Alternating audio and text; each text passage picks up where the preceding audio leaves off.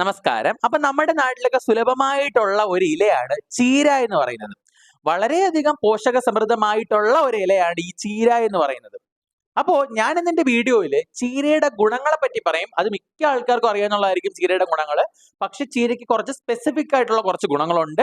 അതിനെപ്പറ്റി ഞാൻ വളരെ ഡീറ്റെയിൽ ആയിട്ട് പറയും. എന്റെ വീഡിയോയുടെ അവസാനം ചീര ആർക്കൊക്കെ കഴിച്ചുകൂടാ, ചീര അമിതമായിട്ട് കഴിച്ചു കഴിഞ്ഞാൽ എന്തൊക്കെ രോഗങ്ങളുണ്ടാവും, എന്തൊക്കെ പ്രശ്നങ്ങളുണ്ടാവും. അപ്പൊ ഈ ഒരു കാര്യം പല ആൾക്കാർക്കും അറിഞ്ഞുകൂടാ.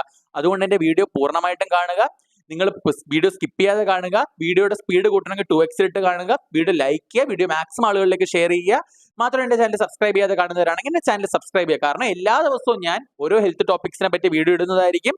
സോ നിങ്ങൾ ആ വീഡിയോ ഒന്ന് മിസ്സാവാതിരിക്കാനായിട്ട് what you have to do എന്റെ ചാനൽ സബ്സ്ക്രൈബ് ചെയ്യുക. മുരിങ്ങയില കഴിഞ്ഞു കഴിഞ്ഞാൽ ഏറ്റവും ഒരു അടിപൊളി ഇല എന്ന് ഞാൻ വിശേഷിപ്പിക്കുന്നതാണ് നമ്മുടെ ചീര എന്ന് പറയുന്നത്.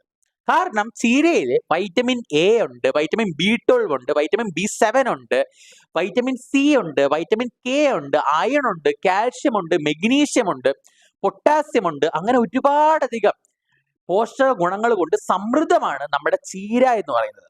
അപ്പോൾ വൈറ്റമിൻ എ ഉണ്ടായതുകൊണ്ട് തന്നെ ഈ ചീര കഴിക്കുന്നത് നൈറ്റ് ബ്ലൈൻഡ്നെസ് മാറാനും അതുപോലെ തന്നെ കണ്ണിന്റെ കാഴ്ച ശക്തി കൂട്ടാനും വളരെയധികം നല്ലതാണ്. അതുപോലെ തന്നെ വൈറ്റമിൻ സി ഉണ്ടായതുകൊണ്ട് നമ്മുടെ സ്കിന്നിന് വളരെയധികം നല്ലതാണ്. കാരണം ഈ വൈറ്റമിൻ സി ആണ് കൊളാജൻ പ്രൊഡക്ഷന് വളരെയധികം ഇമ്പോർട്ടന്റ് ആണ് വൈറ്റമിൻ സി. അപ്പൊ ഈ കൊളാജൻ എന്ന് പറയുന്ന ഈ ഒരു സബ്സ്റ്റൻസ് ആണ് നമ്മുടെ സ്കിന്നിന് ഈ ഒരു ടൈറ്റ്നസ് തരുന്നത്. നമ്മുടെ വ്രിങ്കിൾസ് ചുളിയാതിരിക്കാൻ, ചുക്കി ചുളിഞ്ഞു പോവാതിരിക്കാൻ, ഏജിങ് ഉണ്ടാക്കാതിരിക്കാനൊക്കെ വളരെയധികം ഹെൽപ്പ് ചെയ്യുന്നതാണ് നമ്മുടെ കൊളാജൻ. ഈ കൊളാജന്റെ സ്ട്രക്ചറിനെ പറയുന്നതാണ് ട്രിപ്പിൾ ഹെലിക്സ് സ്ട്രക്ചർ. ഈ ട്രിപ്പിൾ ഹെലിക്സ് സ്ട്രക്ചർ ഉണ്ടാക്കാനായിട്ട് നമ്മുടെ കൊളാജന് ആരെ വേണം? വൈറ്റമിൻ സി വേണം. അപ്പൊ ഈ വൈറ്റമിൻ സി വളരെയധികം നല്ല രീതിയിൽ പ്രൊവൈഡ് ചെയ്യുന്ന ഒരു ഫുഡാണ് നമ്മുടെ ചീര എന്ന് പറയുന്നത്. മാത്രമല്ല വൈറ്റമിൻ സി നമ്മുടെ ഇമ്മ്യൂണിറ്റി പവർ കൂട്ടാനായിട്ട് വളരെയധികം നല്ലതാണ്.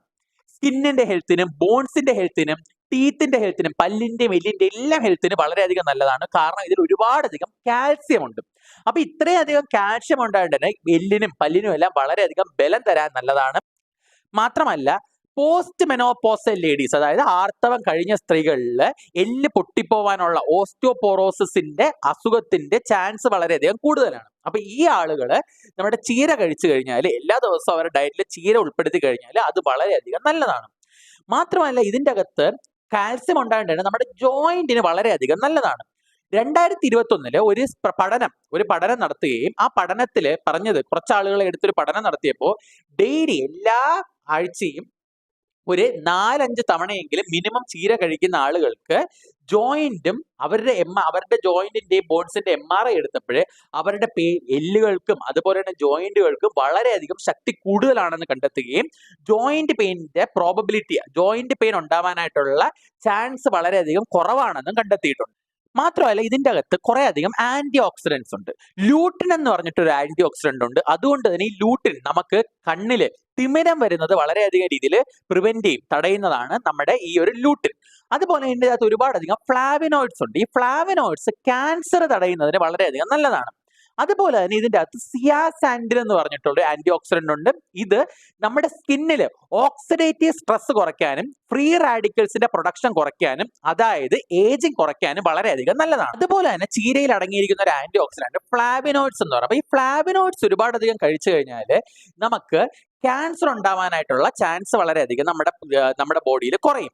അപ്പോൾ മെയിൻ ആയിട്ടും ചീര കഴിച്ചു കഴിഞ്ഞാൽ കോളോറെക്ടൽ ക്യാൻസർ അഥവാ ആമാശയത്തിലുള്ള ക്യാൻസർ ഒക്കെ കുറയാനായിട്ട് വളരെയധികം നല്ലതാണ്. അതുപോലെ തന്നെ നമുക്ക് ചീര കഴിച്ചു കഴിഞ്ഞാൽ കോൺസ്റ്റിപ്പേഷൻ, മലബന്ധം തടയാൻ വളരെയധികം നല്ലതാണ്. വയറിൽ നിന്ന് നന്നായിട്ട് പോവാനായിട്ട് വളരെയധികം നല്ലതാണ്.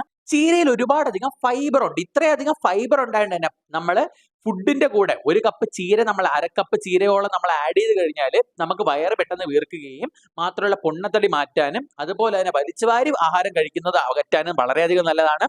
നമുക്ക് തോരൻ വെച്ചും സ്മൂത്തിയുടെ കൂടെ നമ്മൾ കുറച്ച് ചീരയിട്ട് സ്മൂത്തി ആക്കി കുടിക്കാനും അല്ലെങ്കിൽ നമുക്ക് ഡാല് പോലെ കറി വെച്ച് കഴിക്കാനും അങ്ങനെ ഇഷ്ടംപോലെ രീതിയിൽ നമുക്ക് ചീരയെ നമുക്ക് കഴിക്കാം. പിന്നെ സാലഡ്സ് ആക്കി നമുക്ക് കഴിക്കാം. മാത്രമല്ല പാലക് ചീര എന്ന് പറഞ്ഞ ഒരു ഇതുണ്ട്, വളരെയധികം നല്ലതാണ്. പൊന്നാങ്കണ്ണി ചീര വളരെ നല്ലതാണ്. ഞാൻ പൊന്നാങ്കണ്ണി ചീരയെ പറ്റിയിട്ട് ഞാനൊരു വീഡിയോ പ്രത്യേകം ചെയ്യുന്നതായിരിക്കും. ഒരുപാടധികം ഔഷധ ഗുണങ്ങളുള്ള ഒരു കാര്യമാണ് ഈ പൊന്നാങ്കണ്ണി ചീര. അപ്പൊ അതിനെപ്പറ്റി ഞാനൊരു വീഡിയോ സെപ്പറേറ്റ് ആയിട്ട് തന്നെ ചെയ്യുന്നതായിരിക്കും. പാലക് ചീരയുടെ ഒരു സെപ്പറേറ്റ് വീഡിയോ ചെയ്യുന്നതായിരിക്കും.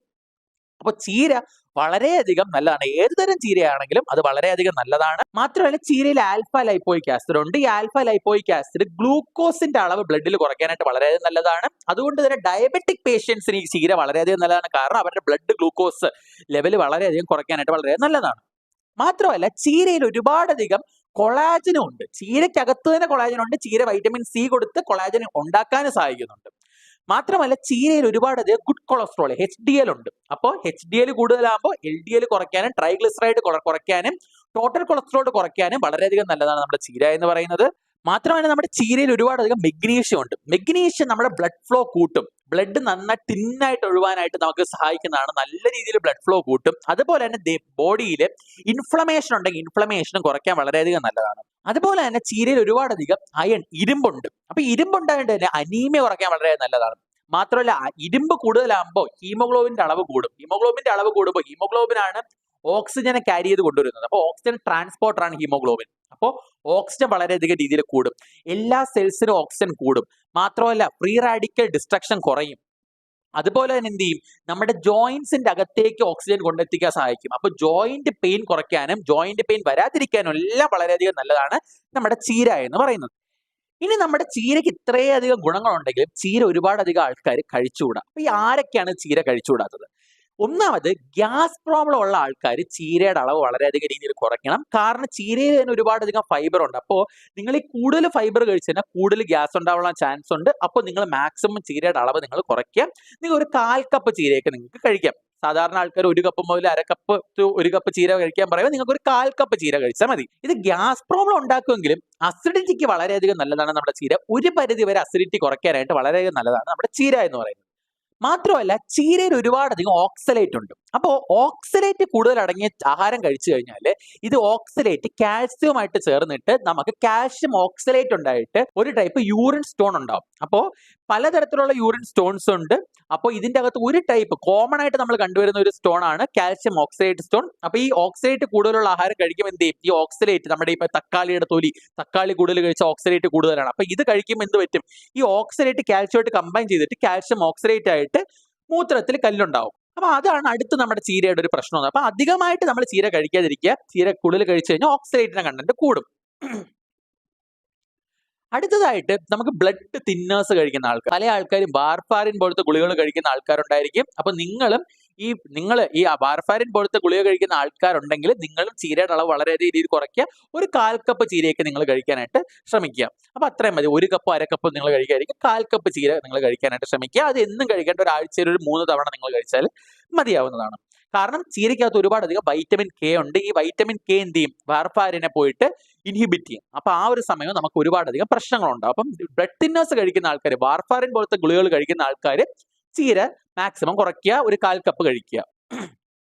പക്ഷേ ഈ ആസ്പിരിൻ പോലത്തെ ഗുളികകൾ കഴിക്കുന്ന ആൾക്കാർക്ക് വലിയ പ്രശ്നമല്ല. കാരണം അതിന് ആസ്പിരിനെ ചീര വലിയ രീതിയിൽ അഫക്ട് ചെയ്യുന്നില്ല. വാർഫാരിനെയാണ് ഏറ്റവും കൂടുതൽ രീതിയിൽ ചീര അഫക്ട് ചെയ്യുന്നത്. പിന്നെ ചീര നമുക്ക് മാക്സിമം നമ്മൾ വീട്ടിൽ തന്നെ ചീര നട്ടുപിടിപ്പിക്കാൻ നോക്കുക.